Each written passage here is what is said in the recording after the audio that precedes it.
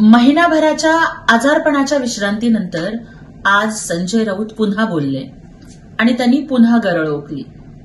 संजय राऊत म्हणाले की मी जर बरा असलो असतो तर महाराष्ट्र पिंजून काढला असता. तुमचं बरोबर आहे राऊत, पण जे 100% बरे आहेत ते का बरं घरी बसले हा प्रश्न आज महाराष्ट्राला पडलाय.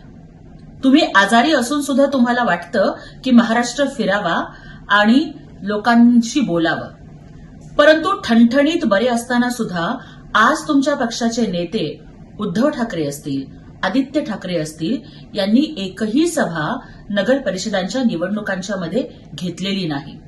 लढण्याच्या आधीच त्यांनी हार मानलेली आहे का आपण सपशेल हरणार आहे आणि आपल्या उबाठाचा सुपडा साफ होणार आहे हे त्यांनी मनोमन मान्य करून टाकलंय का?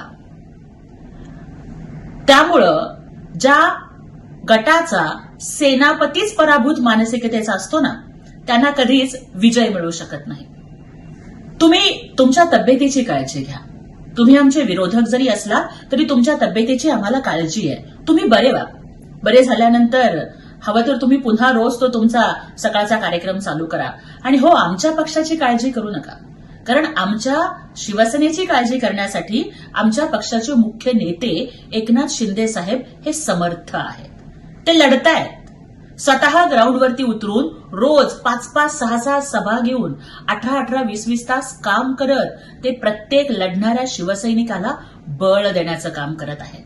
त्यामुळे आम्हाला एक लढवय्या सेनापती मिळालाय आणि त्या लढवय्या सेनापतीच्या नेतृत्वाखाली प्रत्येक शिवसैनिक प्राणपणानं लढतोय या नगरपालिकांच्या निवडणुकांच्या मध्ये भगवा फडकावण्यासाठी.